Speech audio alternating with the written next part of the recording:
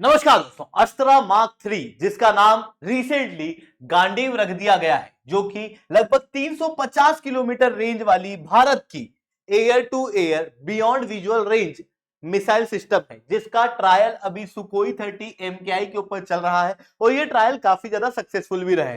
तो दोस्तों, मैं शिवलिंग चौहान आप लोगों के साथ में चर्चा करूंगा अस्त्र मार्क 3 है क्या, इसके अंदर जो SFDR सिस्टम लगा है वो क्या है, वो किस तरीके से भारत की एयर टू एयर वॉरफेयर को पूरी तरीके से बदल के रख देगा। चाइना को काउंटर करने में ये मिसाइल हम लोगों की किस तरीके से मदद करने वाली, हर चीज को हम लोग डिटेल में चर्चा करेंगे। बट उसके पहले आप लोग मेरे साथ में SRC 10 टेलीग्राम ग्रुप के ऊपर जुड़ सकते हो। मेरे क्लास की अपडेट PDF सब कुछ आपको मिल जाएगी। यूपीएससी CSE तैयारी करना है, इंडिया के टॉप एजुकेटर से ऑफलाइन क्लास के अंदर पढ़ना है, आप लोगों के पास में अच्छा मौका है। अनअकैडमी केवल ऑनलाइन ही रहा, अनअकैडमी ऑफलाइन भी आ चुका है। दिल्ली करोल बाग, मुखैना के अंदर, प्रयागराज, सिविल लाइन विभाग के पटना के अंदर ऑलरेडी हमारे सेंटर्स खोले जा चुके हैं। अगर आप जुड़ना चाहते हो तो बिल्कुल जुड़ सकते हो इस नंबर पे डायरेक्ट कांटेक्ट करके। इसके अलावा प्रीवियस ईयर के क्वेश्चन, करंट अफेयर्स की मैगजीन, प्रीलिम्स के mock test, monthly current affairs की मैगजीन और एनसीईआरटी के नोट्स की समरी, साथ में इंडिया ईयरबुक की समरी अगर आप फ्री ऑफ कॉस्ट डाउनलोड करना चाहते हो, नीचे डिस्क्रिप्शन के अंदर मैंने एक लिंक दी गई है, वहां से आप डाउनलोड कर सकते हो। चलिए दोस्तों, आप समझने का प्रयास करते हैं यहाँ क्या हुआ है। सबसे पहले बात करते हैं भारत की अस्त्र मिसाइल के बारे में। अस्त्र BVR मिसाइल यानी कि Astra beyond visual range missile एक air to air missile system है। मतलब हमारे फाइटर जेट से निकलेगी और दूसरे हवाई थ्रेट पे ये लगेगी, इस तरीके की मिसाइल है। बियॉन्ड विजुअल रेंज किस मिसाइल को कहा जाता है? ग्लोबल लेवल पे कॉमन डेफिनेशन है, हर वो एयर टू एयर मिसाइल जिसकी रेंज 37 किलोमीटर से ज्यादा की है उसको हम लोग बियॉन्ड विजुअल रेंज घोषित कर देते हैं। अब ये जो अस्त्र है, इस अस्त्र मिसाइल के अलग अलग वेरिएंट हैं। अस्त्र मार्क 1 की रेंज 80 किलोमीटर की है। अस्त्र मार्क 2 जो कि डिजाइन भी हो चुका है, तैयार भी हो चुका है, एकदम ट्रायल के एकदम फाइनल स्टेज पे है, इसकी रेंज 160 किलोमीटर की है। और अस्त्र मार्क 3 जो कि अभी ट्रायल स्टेज में है, इसकी रेंज लगभग 350 किलोमीटर की है। इन अस्त्र मिसाइल की अंदर जो स्पीड है वो लगभग 4.5 मैक की है। ये एक हाइपरसोनिक स्पीड है, बट ऑलमोस्ट ये एक सुपरसोनिक स्पीड है, पर ऑलमोस्ट हाइपरसोनिक को टच करती हुई आपको दिखेगी। चलिए अब समझने का प्रयास करते हैं कि इस अस्त्र मिसाइल के अंदर ओवरऑल डेवलपमेंट हो क्या रहा है। देखो, किसी भी मिसाइल को जब डेवलप किया जाता है तो उसके अंदर अलग अलग फेजेस होते हैं। सबसे पहला फेज होता है कि उस मिसाइल को डिजाइन करेंगे, सब साइंटिस्ट लोग मिलकर कि भाई इस तरीके की मिसाइल होना चाहिए। डिजाइन के बाद में फिर उसका डेवलपमेंट किया जाएगा, डेवलपमेंट के बाद में उसका ट्रायल किया जाएगा और ट्रायल के बाद में उसको प्रोड्यूस किया जाएगा। अब ऐसा नहीं है ना कि अस्त्र मार्क 1 का पहले डेवलपमेंट किया, फिर ट्रायल किया, फिर प्रोडक्शन किया, फिर अस्त्र मार्क 2 को शुरू किया। इसमें क्या बहुत टाइम चल जाता है। इस कारण से हर मिसाइल को हम लोग क्या करते हैं, पाइपलाइन में रखते हैं। जैसे अस्त्र मार्क 1 जब ट्रायल स्टेज में थी तो उस समय पर डिजाइन किया जा रहा था मार्क 3 को और डेवलप किया जा रहा था मार्क 2 को। अब क्या हो गया है, अस्त्र मार्क 1 जो है वो प्रोडक्शन यूनिट के अंदर आ चुकी है, तो मार्क 2 का जो ट्रायल है वो चल रहा है। इस बीच में मार्क 3 जो है वो भी डेवलप होकर तैयार हो गई है, तो इसके भी ट्रायल और डेवलपमेंट ये दोनों एक साथ चल रहे हैं और डिजाइन किया जा रहा है मार्क 4 को। इस तरीके से सारी प्रोसेस जो है वो चलती हुई दिखाई दे रही है। अब अगर मैं अस्त्र मार्क 3 की बात करूं तो इस अस्त्र मार्क 3 का नाम रखा गया है गांडीव, और इसके अंदर कुछ खास बात है क्योंकि इस मिसाइल को लगभग 350 किलोमीटर की रेंज तक ले जाया गया। अब आप सोचो कि अस्त्र मार्क 1 जिसकी रेंज 80 किलोमीटर प्रति घंटे की थी, उससे 80 किलोमीटर की थी, इस रेंज को बढ़ाकर 350 किलोमीटर तक की रेंज पे ले जाने में कुछ बड़े बदलाव तो करने पड़े होंगे ना मिसाइल में। तो इस मिसाइल के अंदर बड़ा बदलाव किया गया है, वो है SFDR सिस्टम लाया गया है। अब SFDR सिस्टम क्या होता है उसको समझने के पहले आप ये समझो कि जो एयर टू एयर मिसाइल्स हैं ये मेजरली क्रूज मिसाइल है। जो मैं अस्त्र की बात कर रहा हूं इसको आप क्रूज मिसाइल की कैटेगरी में डाल सकते हो। अब क्रूज मिसाइल क्या होती है, इसको आप लॉन्च करते हो और ये सरफेस के पैरेलल या फिर हवा में जहां लॉन्च किया ऐसे पैरेलल जाती है।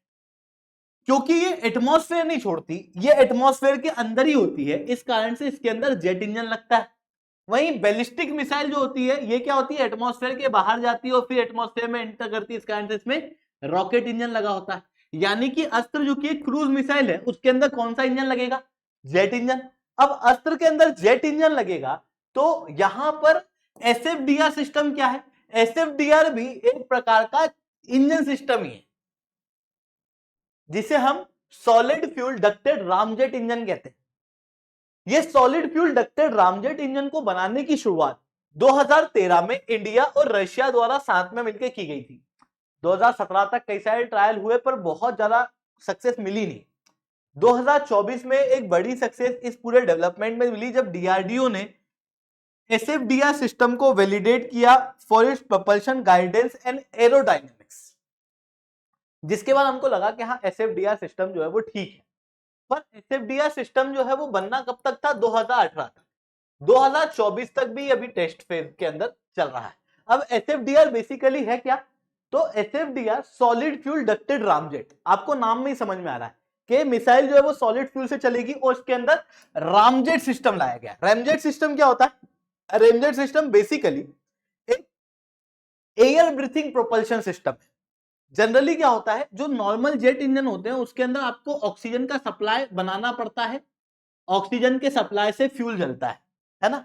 पर रैमजेट इंजन क्या है, क्योंकि जेट अभी भी कहां है, एटमॉस्फेयर में है और एटमॉस्फेयर में खूब ऑक्सीजन अवेलेबल है। तो रैमजेट इंजन क्या करता है, अपने मोशन के साथ में हवा का प्रेशर कुछ इस तरीके से बनाता है कि उस मोशन की वजह से ही ऑक्सीजन जो है वो फ्यूल के अंदर चले जाए, जिसके कारण से मिसाइल का वजन भी कम होता है, इफिशियंसी भी ज्यादा होती है और रेंज जो है वो बढ़ जाती है।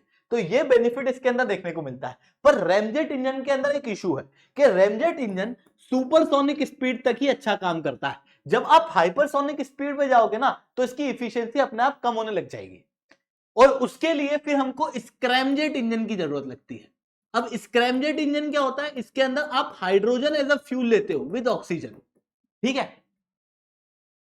यहां पर हम लोगों ने रैमजेट इंजन क्यों लगाया, क्योंकि ये हाइपरसोनिक नहीं है, ये सुपरसोनिक स्पीड की मिसाइल है और इसकी इफिशियंसी फ्यूल की अच्छी है। इस कारण से ये क्या करेगा, ज्यादा रेंज तक लेके जाएगा और इसी वजह से 350 किलोमीटर तक की रेंज पे जाने में मदद हुई है एसएफडीआर सिस्टम के जरिए। इसके अलावा फिर अस्त्र मार्क 4 है जो अभी डिजाइन फेज में है।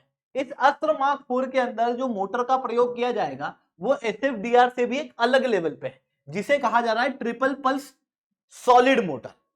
देखो अस्त्र मार्क 2 जो है उसके अंदर ना हम लोगों ने double pulse solid motor engine लगाया हुआ है और अस्त्र मार्क 3 में एसएफडीआर सिस्टम है। अस्त्र मार्क 4 जो है उसके अंदर हम वापस से ट्रिपल पल्स सॉलिड मोटर लेके आएंगे। अब ये ट्रिपल पल्स सॉलिड मोटर क्या होती है, देखो इन जो मिसाइल के अंदर हम देखते हैं, इन मिसाइल के अंदर ना सॉलिड फ्यूल का प्रयोग किया जाता है। अब सॉलिड फ्यूल आपने ना अपने जीवन में बहुत सारी जगह देखा होगा, आपने देखा होगा solid fuel in the form of बारूद, है ना। अब बारूद वगैरह को आप जलाते हो तो वो क्या करती है, बूम करके जल जाती है ना। मतलब सॉलिड फ्यूल की खास बात क्या है कि वो बूम करके जलती है, कंट्रोल्ड मैनर में नहीं जलेगा, सॉलिड फ्यूल अचानक से जलेगा। लिक्विड फ्यूल पेट्रोल है, डीजल है, ये आप गाड़ी में क्यों यूज करते हो, क्योंकि वो कंट्रोल्ड मैनर में जल सकता है। ये बेसिक डिफरेंस है और इन डिफरेंस की वजह से ही इन फ्यूल को यूज किया जाता है। सॉलिड फ्यूल वहां यूज किया जाता है जहां पर आपको किसी चीज को बूस्ट देना है, जैसे किसी भी प्रकार के लॉन्च व्हीकल में देखना जो सबसे पहला लेवल होता है, चाहे पीएसएलवी हो चाहे जीएसएलवी हो, कुछ भी हो, सबसे पहला लेवल ना हमेशा सॉलिड फ्यूल का होगा, उसके बाद लिक्विड फ्यूल लगेगा। क्यों, क्योंकि सॉलिड फ्यूल क्या करेगा, बूस्ट देगा, लिक्विड फ्यूल क्या करेगा, कंट्रोल्ड मैनर में जलेगा और लॉन्च व्हीकल को चलाएगा, है ना। तो ये डिफरेंस होता है। अब क्योंकि हम मिसाइल के अंदर कौन सा फ्यूल यूज कर रहे हैं, सॉलिड फ्यूल, तो सॉलिड फ्यूल के अंदर बेसिक क्या है कि ये अचानक से जल जाता है, कंट्रोल्ड मैनर में नहीं जलेगा, मतलब फ्यूल को अचानक से जला देगा। अब मान लो कि दुश्मन दूर है और मेरे को धीरे धीरे करके फ्यूल को जला के इफिशियंसी के साथ दुश्मन तक जाना है, वो चीज सॉलिड फ्यूल में पॉसिबल नहीं होती। तो क्या किया जाता है, यहां पर पल्सेशन क्रिएट कर दिया जाता है, मतलब अलग अलग कंपार्टमेंट क्रिएट कर दिए जाते हैं। जैसे एक पहली पल्स ही हो गई, पहला कंपार्टमेंट, ये दूसरी पल्स हो गई। फ्यूल पहले इस पल्स के अंदर जलेगा, ये पूरा जल जाएगा, बूस्ट आ जाएगा, फिर मिसाइल जाती रहेगी, ऐसा तो नहीं फ्यूल खत्म होते से ही बंद हो जाएगी, उसको जो बूस्ट मिला है उसके कारण से वो चलती रहेगी।